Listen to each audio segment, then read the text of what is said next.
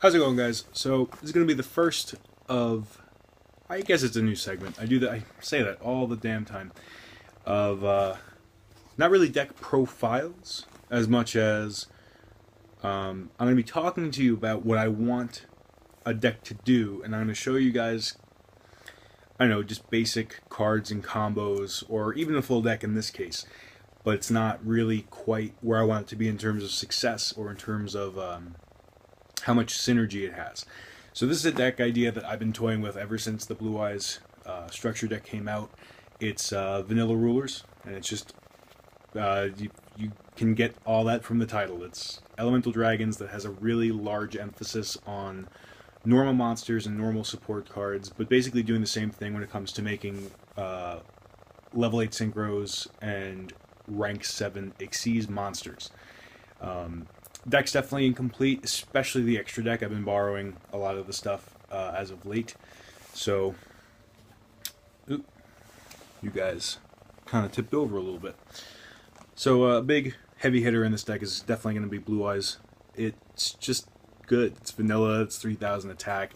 I primarily use it for the trade-in engine, but it's really great with Soul Charge and making Azure Eyes with your level 1 tuners.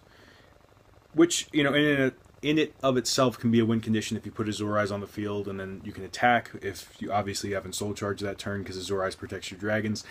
But it also just gives you that free special summon during your standby phase if it continuously survives. So, definitely a good thing. The reason the deck can be run, in my opinion, is Carbonetton. It's sorry, I'm just having a brain fart. So it's a dinosaur, so that's not really good for Dragon Shrine, but you can banish it from your graveyard to summon a vanilla dragon from your hand or deck that's level 7 or lower. So everything in this deck except Blue Eyes White Dragon is a target for this. That's not true, not everything. But there's a lot of things in the deck. I'm exaggerating. Obviously Soul Charge is a big card. This variant plays Decree, because I feel like there's so much trap hate out there right now. It's easier to just play. I don't even play 3 Decree. I just play 2 Decree, and if you have a ton of options, I definitely just go balls out and I do all the combo plays I can in this deck. If my hand is somewhat limited, I'll play extremely defensively if I don't have a Decree on the field, but I basically have to add the third one, or have 2 Decree and 1 trap stun, or have more trap hate, because there's just so much traps. There's so many traps out there. Traps are huge right now compared to, you know, a couple formats ago, like when Spellbooks and Elemental Dragons, the original Elemental Dragons, were the 2 decks. Like, they didn't play traps, you know, at least early on. It was a very big, little responding on your opponent's turn. It's definitely not the case now. Whitestone is just a part of the Blue Eyes engine with trade-ins and cards of consonance. So, before I'm not going to just keep going through every card in the deck, but the deck originally was inspired off of I forget what website published this article, but it was showing how you can use, and I just haven't hit it yet, use a combination of Mathematician, Carbonetton, and Soul Charge to do a really interesting hand loop on your opponent, where you would go, you have to start with Soul Charge and Mathematician. You summon Mathematician, use it to send Carbonetton to grave, banish Carbonetton for Labradorite Dragon, level 6 Dark Dragon Tuner Vanilla. And you'd sync that and Mathematician together to get XX Saber Gothams, sacrifice itself to discard a card out of your opponent's hand, Soul Charge, Mathematician, Labradorite, and Gothams back. Sacrifice the original Gothams a second time to get a card out of your opponent's hand, sync Mathematician and Labradorite again into the third Gothams that's now hit the field. Second physical copy of Gothams, third time Gothams is hit the field.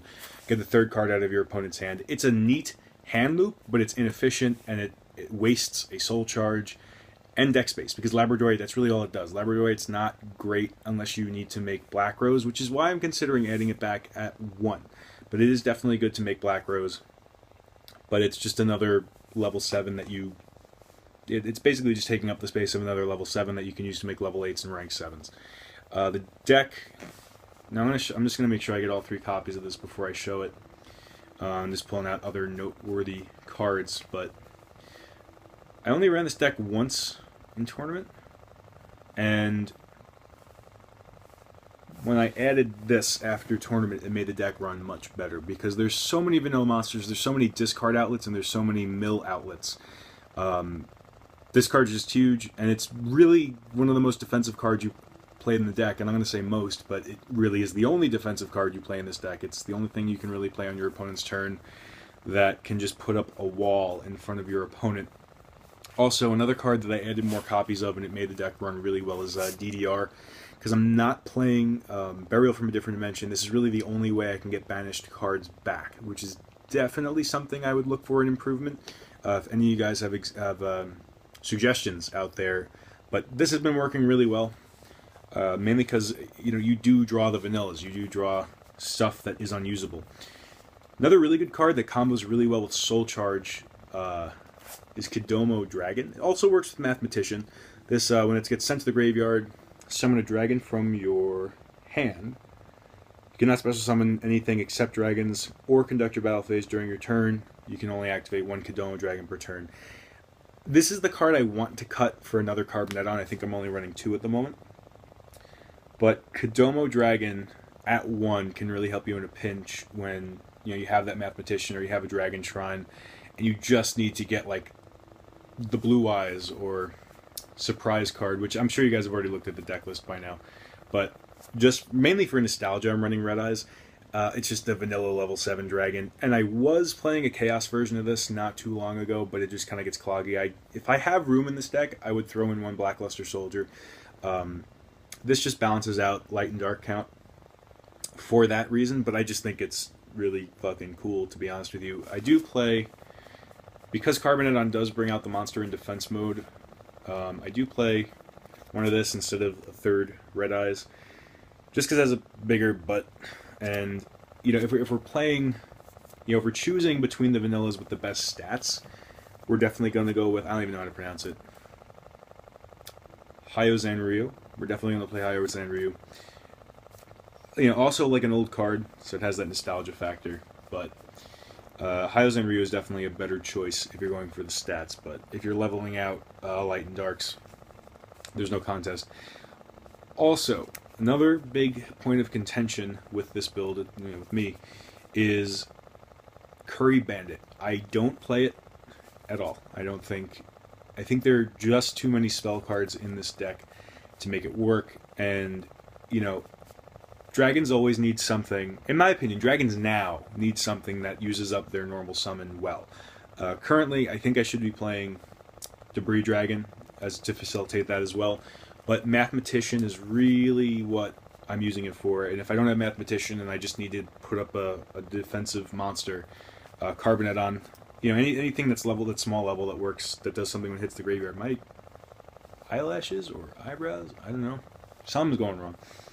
But, Curry Bandit facilitates that, and I just don't... I'm not going to lie, I haven't tested Curry Bandit in this deck, and I really should.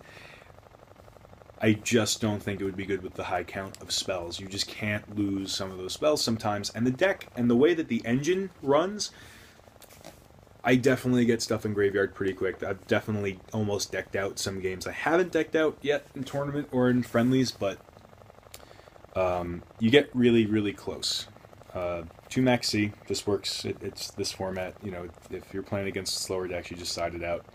But it is definitely worth having in there game 1. I'm just going to check through, see if there's anything worthwhile to note. Maybe, I don't know, maybe this is worthwhile. I'm going to play one Fame of Elgard. I kind of want to play another one, just as another target for consonants and another blaster pop thing. Oh, now there's one more thing to add to the level 7 debate, is that a lot of people are saying I should run Ryu-Ran if I'm not doing the whole Chaos thing, just because it gives you another monster that you can blaster pop stuff with. Makes a lot of sense. I don't have Ryu-Rans, and I should definitely be making a build on Dueling Network that tests all this stuff out. But the point of this video and the series of videos is that the decks aren't complete. This is what I try to do with decks as a deck builder, and I just like to see what the community has to offer, because there's always someone out there that knows of the obscure card that no one's ever heard of that really could make the deck work. So thanks for watching. I'm going to try to make all these 10 minutes because I like discussing decks in length. So thanks for watching. I'll talk to you later.